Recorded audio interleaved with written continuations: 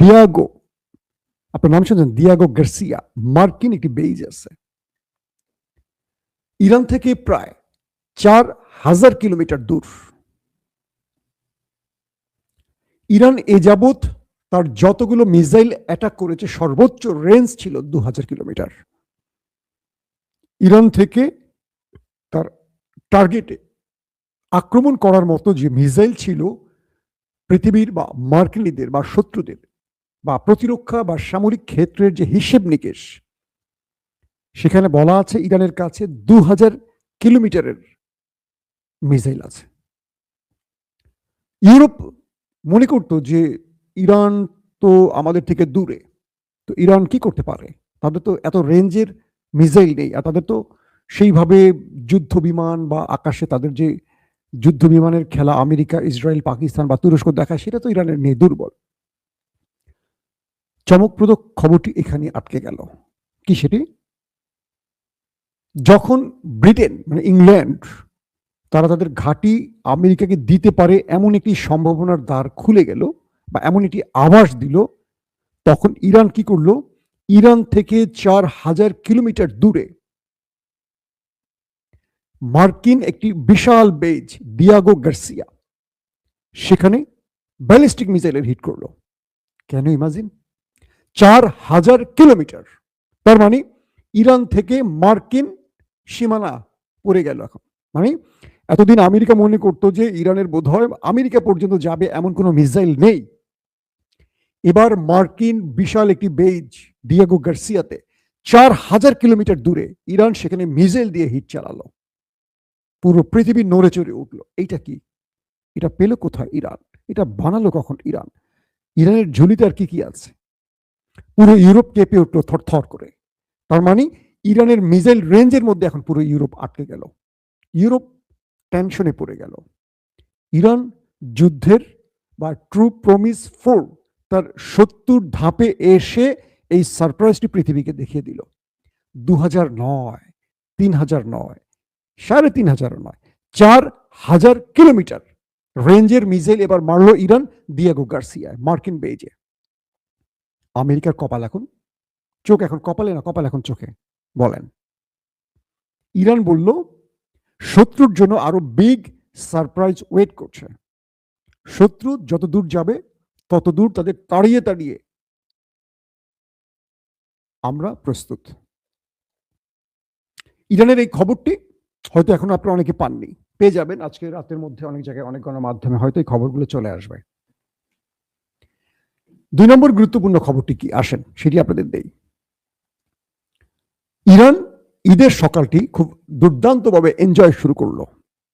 আমরা যখন ঈদের সকালে ঘুম ভেঙে উঠে গোসল করলাম, ঈদের নামাজ পড়লাম, মিষ্টি পায়েস খেলাম, পরিবারের সাথে ভালো সময় কাটাবার প্রস্তুতি নিলাম, ঘুরলাম, বেড়ালাম, ইরান ভোরবেলা নামাজের আগেই মার্কিন এবং নেতাকাকুর এবং মার্কিন স্বার্থ সংশ্লিষ্ট অর্থাৎ আমেরিকা, ইসরায়েলের 55টি টার্গেটে হিট করলো। 55টি। এবং এই টার্গেটগুলোতে হিট করছে ইমাদ এবং কিয়াম, দুটো নতুন ভেরিয়েন্টের মিসাইল ব্যবহার করলো, সাথে ঝাঁকে ঝাঁকে আত্মঘাতী ড্রোন। বুঝতে পারছেন? ঈদের দিনের সকালটা শুরু করলো ইরান মিসাইল হিট করে শত্রুর 55টি টার্গেট লন্ড ভন্ড করে দিল। সৌদি আরবের খুব গুরুত্বপূর্ণ একটি মার্কিন ঘাঁটি আল খারাজ, সেখান থেকে আল তফরা আরব আমিরাতের, কাতার, কুয়েত, বাহরাইন, কোনো দেশ বাদ যায়নি। সিরিজ মিসাইল এবং ড্রোন হিট করলো ইরান। খুব ইন্টারেস্টিং ব্যাপার হলো এই 55টি আক্রমণে মার্কিন এবং নেতাকাকুর কৌশলগত গুরুত্বপূর্ণ স্থানগুলো ধুলো হয়ে গেল। ইন্টারন্যাশনাল গণমাধ্যমগুলো বলছে ইরানের মিসাইল ঝড়ে তেল আবিবের হাইফার যে কৌশলগত গুরুত্বপূর্ণ সামরিক স্থাপনাগুলো আছে একটার পর একটা ধসে গেল। এত শক্তিশালী মিসাইল হিটটি করলো বা এত সিরিজ হিট, তাও আবার ঈদের দিন সকালে। শত্রুরা মনে করেছিল ঈদের দিন তো মুসলিমরা বোধহয় একটু মিষ্টি পায়েস বা ঈদের নামাজ নিয়ে ব্যস্ত থাকবে। যোদ্ধারা এভাবেই উদযাপন করে। আল্লাহ রাসূল এবং সাহাবীদের ইতিহাস পড়ছেন, তারা ভালো করে জানেন। হয়তো আরব রাষ্ট্র বা আমাদের মতো কাঠমোল্লারা, আমাদের মতো নামে মুসলমানরা, আমাদের মতো মিষ্টি খাওয়া সুন্নত আদায়কারী মুসলমানরা হয়তো আমরা আমাদের মতো করে নিজেকে কি বলবো মুসলিম দাবি করছি। 55টি টার্গেটে কতগুলো মিসাইল মারতে পারে, এবং বলা হচ্ছে যে নেতা কাকুর প্রতিরক্ষা ব্যবস্থাকে লণ্ডভণ্ড করে ফেলেছে। মার্কিন যে ঘাঁটিগুলোকে টার্গেট করেছে, সেটা সৌদি আরব বা কাতার কিংবা আরব আমিরাত, সেখান থেকে আগুন আর ধোঁয়ার কুণ্ডুলি ছাড়া কিছু দেখা যাচ্ছে না। দিনের আলোতে ইরানের এই আক্রমণটি এত বৃহৎ পরিসরে ছিল যে আরব রাষ্ট্রগুলো বা গালফ কান্ট্রিগুলো টেনশনে পড়ে গেল। নেক্সট টার্গেট ইরানের কি হতে যাচ্ছে? দর্শক, ইরান ঘোষণা করেছে আর কোনো ছাড় হবে না। যে দেশ ব্যবহার হবে আমাদের শত্রুদের জন্য, অর্থাৎ আমাদের শত্রুরা যেই দেশটি ব্যবহার করে আমাদের উপর হামলা করবে, তাদেরকে মাটির সাথে গুড়িয়ে দেব আমরা। সে যেই হোক, তাকে আর দেখার সময় আমাদের হাতে নেই। ইতিমধ্যে হরমুজ প্রণালীতে গলা শুকিয়ে গেছে ড্রাম চাচ্চুর। তিনি বলছেন, তোমরা যদি তেলের প্রয়োজন থাকে আসো, আমি তোমাদের নিরাপত্তা দেব। এরপর তিনি বললেন যে আমি তোমাদের নিরাপত্তা দিতে পারবো না, ইরান আমাকে মিসাইল মেরে তক্তা বানায় ফেলবে। আমার দুটো গুরুত্বপূর্ণ রণতরীতে আগুন ধরিয়ে দিয়েছে। এই বিশাল ক্ষতি আমি আর বহন করতে পারবো না। ট্রিলিয়ন ট্রিলিয়ন ডলারের ক্ষতি করে ফেলেছে ইরান। মার্কিন গণমাধ্যমগুলো বলছে ইরানের এই আক্রমণে ট্রিলিয়ন ট্রিলিয়ন ডলারের ক্ষতি হয়ে গেছে ইতিমধ্যে ড্রাম চাচ্চুর। বুঝছেন? একদিকে ইরান ক্ষতিগ্রস্ত হচ্ছে, পাশাপাশি ইরান তেল বিক্রি করে লাভবান হচ্ছে। এই যুদ্ধে ইরান আর রাশিয়া সর্বাধিক তেল বিক্রি করছে। মধ্যপ্রাচ্যের তেল বিক্রি প্রায় অর্ধেকে নেমে গেছে বা তারও নিচে নেমে গেছে। আর এই সুযোগটিতে বিভিন্ন দেশ ইরান থেকে তেল নিচ্ছে। তার মানে ইরান যুদ্ধ করছে, আবার যুদ্ধের খরচ পোষাবার জন্য কাজ করছে। ইরান বলছে, ওরা বলছে আমাদের মিসাইল স্টোরেজ শেষ, আর আমরা বলছি আরো বড় সারপ্রাইজ তোমাদের জন্য প্রস্তুত রেখেছি। ডোনাল্ড ট্রাম্পের কণ্ঠে নতুন সুর শোনা গেছে। তিনি এই যুদ্ধ থেকে বেরিয়ে আসতে চাইছেন।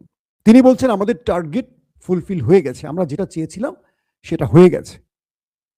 এখন তোমরা তোমাদের মতো তেল যারা নিতে চাও হরমুজ দিয়ে এসে নিয়ে যেতে পারো, আমাদের আর বেশি কিছু করার নেই। তার মানে ট্রাম্প এই বক্তব্যটি দিয়ে বুঝিয়ে দিলেন তিনি আর বড় কিছু করতে চাচ্ছেন না বা বড় কিছু করতে পারছেন না, কারণ তার উপর চাপ আছে এবং তিনি বুঝতে পারছেন বড় কিছু করা সম্ভব নয় ইরানের বিরুদ্ধে।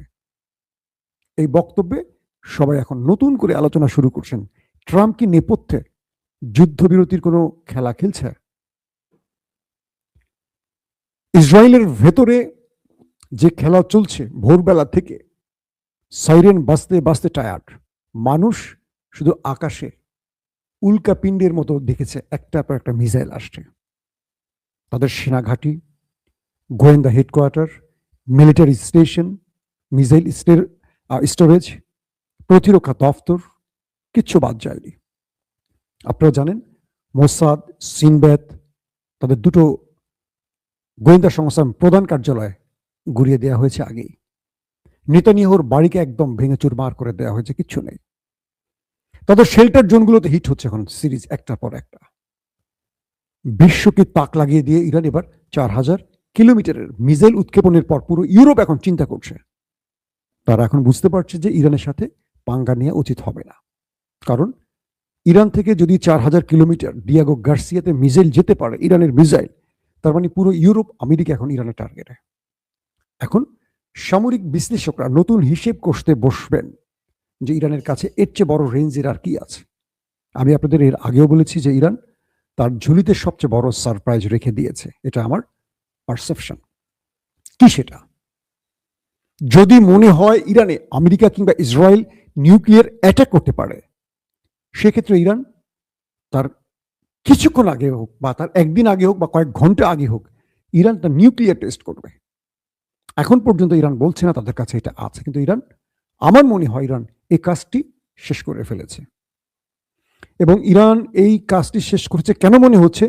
ইরান আমেরিকা এবং ইসরায়েলকে ছাড় দিচ্ছে না, যেভাবে ধোলাই চালাচ্ছে তাতে করে মনে হচ্ছে তারা কাউকে ভয় পাচ্ছে না। যে দুটো দেশের কাছে নিউক্লিয়ার আছে সেই দেশ দুটোর ভেতরে এমন তাণ্ডব চালাতে কাদের ভয় না থাকার কথা বলেন তো? যার নিজের কাছে পারমাণবিক থাকার সম্ভাবনা বেশি। এই তো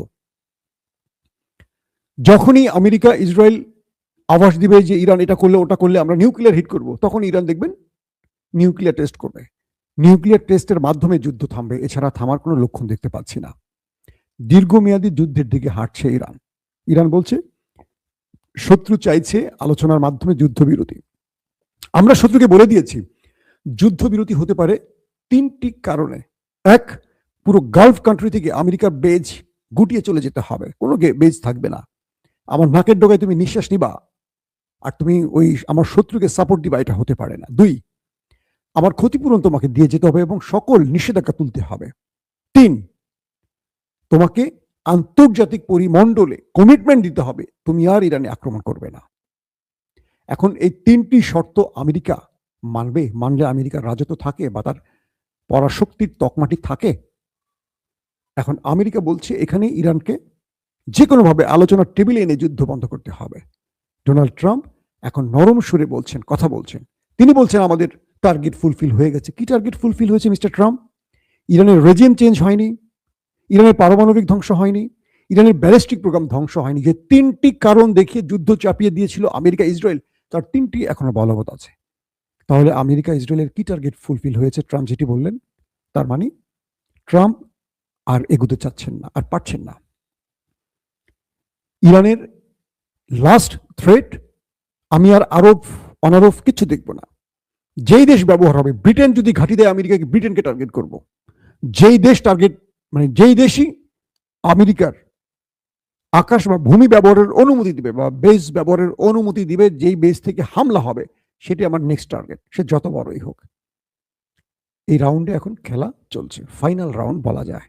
দর্শক অবশ্যই কমেন্ট করে জানাবেন আপনাদের ঈদ কেমন কেটেছে। আজ রাতে আপনাদের সামনে আবার হাজির হওয়ার চেষ্টা করব। সেই পর্যন্ত বিদায় নেব আপনাদের কাছ থেকে। তার আগে অবশ্যই বলবো সর্বোচ্চ সতর্ক থাকবেন, আমাদের আনন্দগুলো যেন শোকে পরিণত না হয়। আরেকটি ব্যাপার, ঈদ ধনী গরিব সবার জন্য, সবাইকে নিয়ে ঈদ উদযাপন করুন।